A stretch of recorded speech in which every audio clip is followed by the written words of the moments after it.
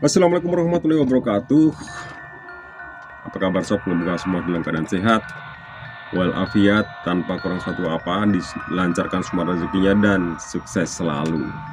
Nah, kali ini teman-teman, aku akan menceritakan tentang kisah seorang yang diculik oleh uh, makhluk halus ya. Ini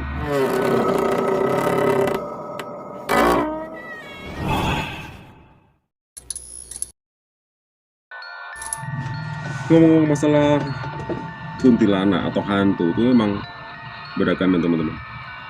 Di antaranya adalah kuntilanak.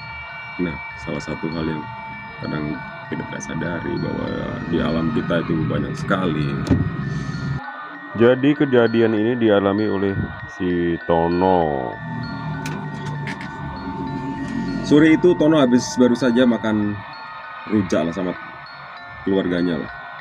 Makan rujak karena kebanyakan sambal, kebanyakan cabenya, akhirnya dia sakit perut. Nah, pas jam-jam mau menjelang maghrib, perut Tono baru kerasa kalau dia ngerasakan mules yang nggak ketahan lah. Waktu udah mulai gelap, akhirnya dia berlari lah bersamaan dengan suara adzan dari masjid. Dia mendengar suara adzan, langsung dia lari ke WC. Untuk WC memang bukan untuk orang-orang zaman dulu, itu bukan di dalam rumah atau seperti sekarang ya dalam rumah ya, tapi semua taruh di luar rumah WC itu.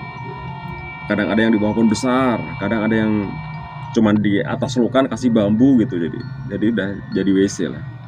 Nah, tempat-tempat seperti itu kalau sore memang kelihatan sangat seram teman-teman, tapi untuk orang-orang kampung itu udah hal yang biasa lah. Mereka mau jam berapa aja kalau kerasa mules ya udah langsung malah mereka lari ke belakang rumah, walaupun suasananya serem gelap ya, mereka udah biasa kayak gitu. Nah, si Tono pun begitu dengar maghrib sakit perutnya udah gak ketahan, dia pun lari lah belakang. Dan di belakang itu dia merasakan hal yang aneh.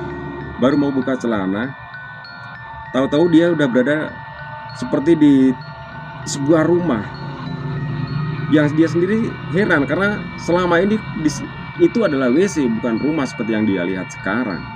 Akhirnya dia pun gak jadi buka celana. Nah, pas bersama dengan itu, di depan dia itu muncul seorang gadis teman-teman.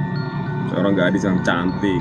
Dia masih dengan pakaian yang bagus lah, pakai gaun putih. Orangnya cantik. Ya karena sebagai seorang cowok ya, dia pun juga akhirnya rada rasa penasaran juga lah. Walaupun dengan rasa takut, dia pun akhirnya beranikan diri untuk bertanya. Waktu itu Tono seperti terhipnotis. Dia sama sekali udah nggak sadar. Taunya dia di depannya ada seorang wanita cantik yang mengajaknya berkenalan. Dan saat itu juga akhirnya Tono dibawalah masuk ke rumah si gadis itu. Dan di situ di dalam rumah itu ternyata komplit. Jadi bukan hanya ada si gadis, tapi juga ada keluarganya, ada kakaknya, ada kakeknya, ada ibu bapaknya. Nah, dalam kelinglungan Tono, ternyata si gadis itu minta dinikahi oleh Tono. Sementara Tono selama ini kan memang dia juga bujang lapuk, mendapat tawaran yang kayak gitu. Dalam pikirannya dia ya, siapa yang nolak? Mungkin kalau teman-teman di situ juga iya dah langsung iyalah gitulah. Kan pikirannya udah nggak ada sama sekali. Dia udah ngeblank, hilang, udah nggak inget dia di mana. Yang tahu-tahu dia di situ, kemudian dinikahkan sama anaknya yang tadi ditemuin itu, anaknya yang cantik. Mereka pun akhirnya melangsungkan pernikahan cepat. Tono pun merasakan berada di dunia lain itu begitu lama. Akhirnya sampai dia akhirnya punya anak, dan mereka pun hidup bahagia kayak gitulah teman-teman.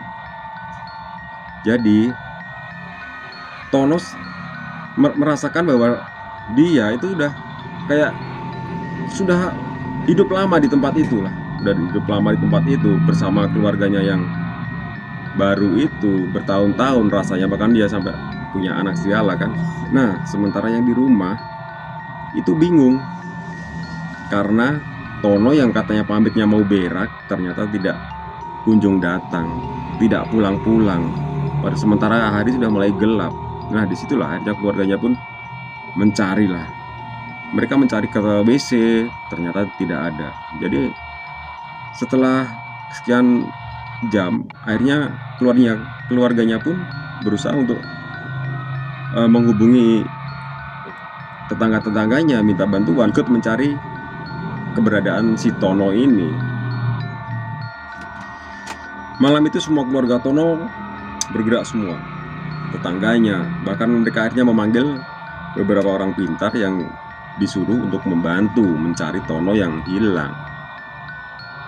Dan akhirnya pagi hari Tono ditemukan di WC itu, di bawah pohon dekat WC yang dia sendiri yang biasa buat Tono buang hajat, disitulah. Akhirnya Tono pun dibawa pulang pagi itu kan.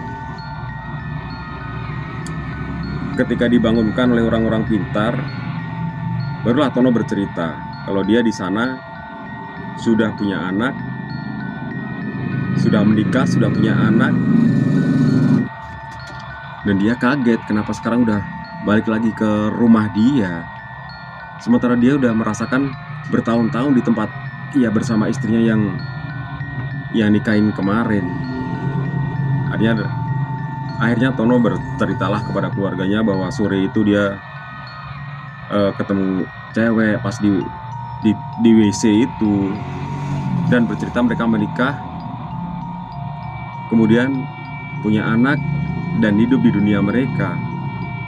Dan Tono pun merasakan seperti memang waktu itu udah lama banget, udah bertahun-tahun lah. Nah, akhirnya keluarganya pun sadar, tahu kalau Tono baru saja dibawa oleh makhluk halus penunggu pohon di samping WC-nya itu. Nah, setelah mengetahui itu, orang tua segera meminta bantuan dari orang-orang pintar itu untuk membantu supaya Tono dibersihkan dari pengaruh-pengaruh tidak baik dari penunggu pohon dekat WC itu lah. Dan tidak beberapa lama kemudian keluarganya juga akhirnya menebang pohon besar yang dekat WC-nya itu, ditebang. Setelah dikasih sesajen, kasih apa untuk mengusir penunggunya itu, akhirnya bisa ditebang juga. Dan sejak itu Tono bisa balik lagi ke dunia yang sekarang, yang tanpa pengaruh dari para lelembut yang dulu pernah menculiknya itu. Ya udah, segitu aja teman-teman. Terima kasih, jangan lupa like, subscribe, dan juga komen ya. Salam sehat selalu buat